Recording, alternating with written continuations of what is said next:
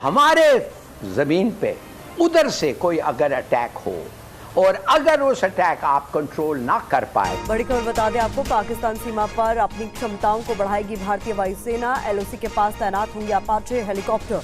Jodhpur airbase पर तैनात होंगे 6 अपाचे हेलीकॉप्टर। अच्छा, फिर इसमें हमारी पॉलिसी क्या होनी चाहिए? हम अपने कार्ड्स कैसे प्ले करें? भारतीय फौज की एलओसी पर जंगबंदी माहिरे की खिलाफ वर्जियां जारी हैं। ये अभी भी घोड़े पे और ऊंट पे बैठ के समझते हैं जंग हो। जब दिल करेगा भारत एलओसी क्रॉस कर जाएगा। हमारा जो इंटरनेशनल बॉर्डर है ये उस तरीके से तस्लीम शुदा नहीं है जैसे बाकी इंटरनेशनल बॉर्डर्स होते हैं।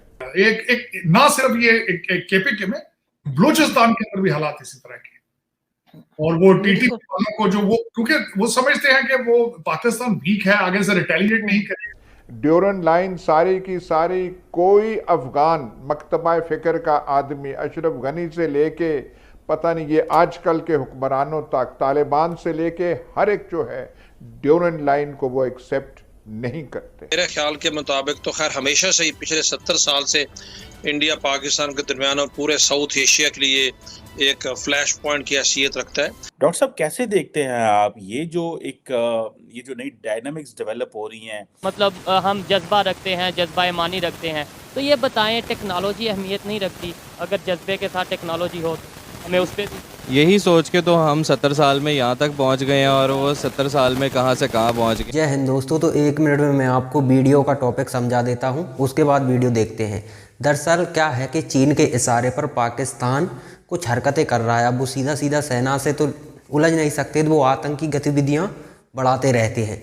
ये पाकिस्तान का नियम है और ये चीन के इशारे पर हो रहा है। चीन चाहता है कि चीनी बॉर्डर से भारतीय सेना हटे, उनका ध्यान भटे, मतलब उनका ध्यान वहाँ से हटाकर पाकिस्तान के बॉर्डर पर लगाया जाए, क्योंकि पाकिस्तान के बॉर्डर पर भारत उतनी अहमियत नहीं देता जितनी चीन पर देता है। क्योंकि चीन, मानना तो पड़ेगा ये तो कि चीन पावरफुल है, उसके पास अभी कह सकते हैं कि इकोनॉमी बड़ी है, तो हथियारों की कमी नहीं, वो कहीं से भी कोई भी हथियार खरीद सकता है। हालांकि अमेरिका नहीं देगा, लेकिन रूस से किसी भी तरह के हथियार वो खरीद सकता है, और कॉपी करने में तो वो माहिर है। हथियारों के मामले में चीन कह सकते हैं कि एक अच्छा खासा उसके पास व्यवस्थाएं हैं। तो अब इस हिसाब से देखा जाए तो चीन का ये प्लान है कि चीन के बॉर्डर से भारतीय सेना का ध्यान हटे और वो कहाँ पर शिफ्ट हो, पाकिस्तानी बॉर्डर पर। तो लेकिन अब इंडिया तो अलग हिसाब से सोचेगा, चीन के हिसाब से तो सोचेगा नहीं। चीन अपने हिसाब से कोई भी रणनीति बनाता रहे, लेकिन चीन का मत अलग है।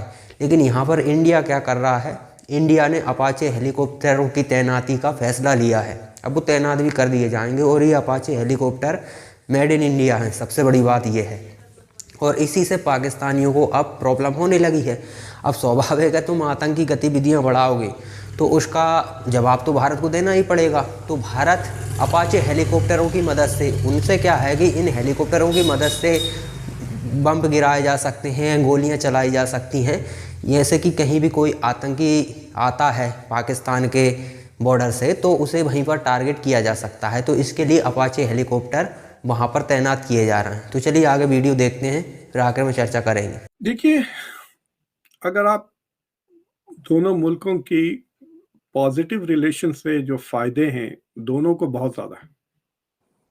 मतलब अमेरिका का उतना पॉपुलेशन नहीं है जितना टेक एक्सपर्ट्स हैं इंडिया में। तो इंडिया का ब्रेन ड्रेन, इंडिया का इतना बड़ा दिमाग है कि आप इंडिया अगर एक छोटा सा हिस्सा भी अमेरिका को दे दें, डॉक्टर्स, इंजीनियर्स, एमबीएज वगैरह, तो अमेरिका का तो बहुत फ़ायदा होगा ही। नासा में सारे इंडियन पढ़े हुए हैं, आप देख लें जहाँ भी आईटी सेक्टर्स में।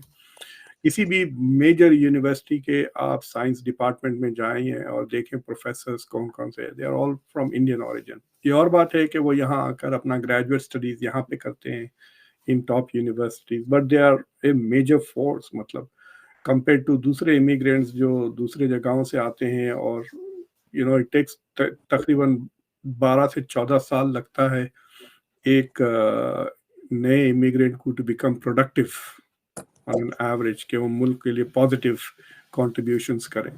लेकिन जो इंडियंस बंदे आते हैं, खासतौर से टेक के बंदे, वो पैकिंग भी नहीं करते, दे आर प्रोडक्टिव। मतलब वो एक दिन आए, दूसरे दिन से वो जॉब पे लग जाते हैं, स्पेशली जो H1 वगैरह पे आ रहे हैं। So the US has a lot of benefit. India को भी बहुत बेनिफिट है. सबसे ज़्यादा रेमिटेंसेस अमेरिका से जाते हैं. इंडिया के लिए America is a source of employment. India का सबसे बड़ा ट्रेडिंग पार्टनर है. इंडिया की जो टेक इंडस्ट्री की जो बूम है, इट इज इनडायरेक्टली, तो क्या डायरेक्टली कह सकते हैं, because of America's consumption. America में ना सिर्फ वो लोग को भेज रहे हैं, बट बिजनेसेस भी, हजारों की बिजनेस हो रही है. We are looking at $120 billion of trade between India and the US. India को टेक्नोलॉजी वगैरह का. So this is a very important relationship. और ये एक छोटे से मुद्दे को लेकर ये जो खालिस्तानी इंसर्जेंसी है, आई थिंक वो जो नेगोशिएशंस जो हो रहे हैं ना बिहाइंड द सीन्स, मतलब ये G20 समिट के पहले से चल रहे हैं. तो विलियम बर्न्स जो CIA के डायरेक्टर हैं गए हुए थे, फिर डेप्यूटी नेशनल सिक्योरिटी एडवाइजर खुद ब्लिंकन. तो उन डिस्कशंस में मुझे लगता है कि थोड़ा फ्रस्ट्रेशन हो गया है यूएस को. एंड दे हैव रियलाइज कि हमने पिछले 1.5-2 साल से इंडिया के लिए जो चाहे वो हमने किया है.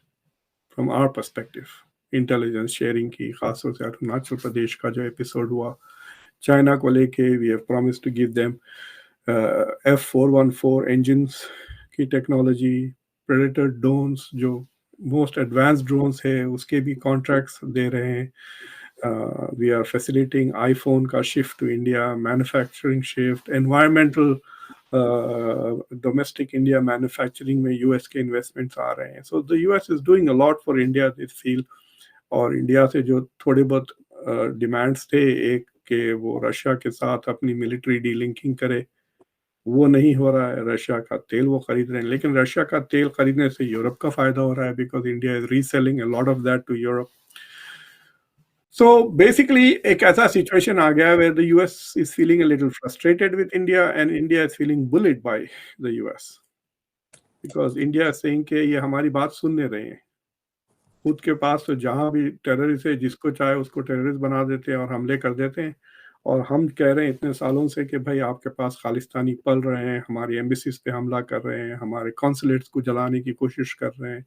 पिछले महीने 2 हिंदू टेम्पल्स पे हमले हो गए खालिस्तानियों के यहाँ पर यूएस में. ये सारा एपिसोड्स होने के बावजूद, so the India is also getting frustrated with the US के they are not paying attention to India's national security interest.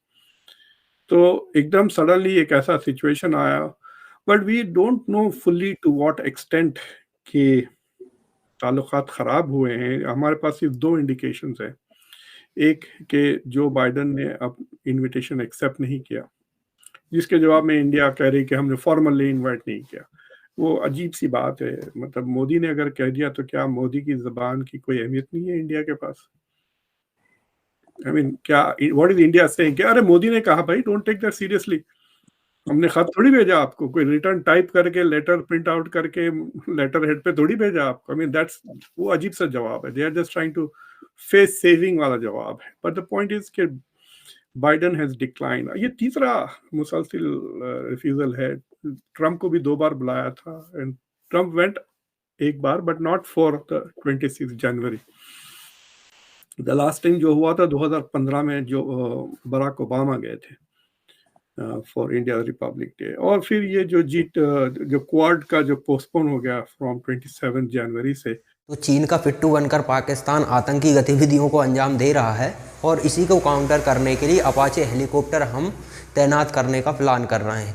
अब चीन को यहाँ पर परेशानी होनी है, क्योंकि गलवान हुआ कई, मतलब उसके बाद से हमने जो रिटेलिएट दिखाया है चीन को, उसकी कल्पना उसने नहीं की थी. पहले आपको याद हो तो चीन की सेना आती थी और हमारी जो निकम्मी सरकारें हैं वो हमारी सेना को वापस कर लेती थी. तो हमारी इसी तरह से काफ़ी ज़मीन चीन कब्जा चुका है. ये ऑन रिकॉर्ड है और सच्चाई भी है. अब इसे झुठलाने से कुछ नहीं होगा. चीन ने हमारी ज़मीन कब्जा कर रखी है और हमारे यहाँ पे क्योंकि गलती हमारी है, ऐसी सरकारें चुनते रहे हम कि वो इतनी निकम्मी थी कि वो कहती थी कि वहाँ पर बॉर्डर पर अगर हम किसी भी तरह का इंफ्रास्ट्रक्चर डेवलप करेंगे तो उसका इस्तेमाल चीन करेगा. यानी वो मान ही बैठे थे कि हमारी ज़मीन पर चीन कब्जा कर ही देगा. तो ऐसी निकम्मी सरकारें बनाई भी तो हमने थी. अब हालांकि हमने 2014 से 2014 से लगभग ऐसा प्रधानमंत्री और ऐसी गवर्नमेंट चुनी है जो जवाब दे रही है, और ये चीन ने कभी सोचा नहीं था। चीन ने थोड़ी बहुत इस पहले जो हरकतें करता था वो करने की कोशिश की, क्योंकि वो क्या है कि अंदरूनी राजनीति को डेवलप करते हैं। अंदर कुछ समस्या आ रही है चीन में, जो चीन का राष्ट्रपति है उसकी अगर पॉपुलैरिटी घट रही है, उसके खिलाफ एंटी इनकम्बेंसी अगर चीन में है, तो वो बॉर्डर पे कुछ ना कुछ हलचल करता है, जिसके कारण उनकी जनता का ध्यान भटके।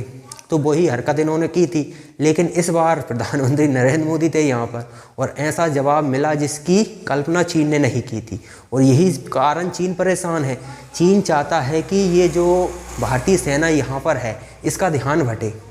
स्वाभाविक है, इसका ध्यान कहाँ पर बटा जा सकता है, इसीलिए तो वो अपने जासूसी जहाज़ श्रीलंका भेजता है ताकि सेना का ध्यान बटे। अफ़गानिस्तान में उंगली करता है, केपी ओली को नेपाल में उसने बैठाया ही था, वो अब हट गया है। उसके बाद उसने बॉर्डर पर गड़बड़ की थी, आपको पता हो, हमारा एक नागरिक मारा गया था, नेपाल की पुलिस ने गोली चलाई थी। वो केपी ओली वहाँ का स्वाभाविक प्रधानमंत्री बना था, और वो पूरी तरह से कह सकते हैं चीन का चप्पू था। तो चीन के इशारे पर उसने ये किया था। वो चाहता है कि चारों तरफ से भारत इसी तरह से घिरा रहा है। अब कोई बचा नहीं है, अब सिर्फ एक ही बचा है, पाकिस्तान, उनका पाला हुआ। तो पाकिस्तान के जरिए पाकिस्तान क्या कर सकता है? आतंकी गतिविधियों को अंजाम दे सकता है, वही वो कर रहा है। तो उसका काउंटर करने के लिए हमने सेना को डेवलप नहीं किया है कि हम इधर से हटाएं, और इधर से हटाने की ज़रूरत नहीं है। हमारे पास रिजर्व फोर्स भी काफ़ी ज़्यादा है। हमने अपाचे तैनात कर दिए हैं कि कोई भी आएगा बम पे गिरा के उड़ा देंगे, नहीं तो सीधा गोलियाँ ठोक देंगे वहीं से। और ये आतंकियों का यही इलाज है। आतंकियों को आप प्रेम से समझा नहीं सकते, उन्हीं को ठोकने की भाषा वो समझते हैं। तो यहाँ पर चीन का ये प्लान था, वो भारत ने और भारत की सेना ने फेल कर दिया है।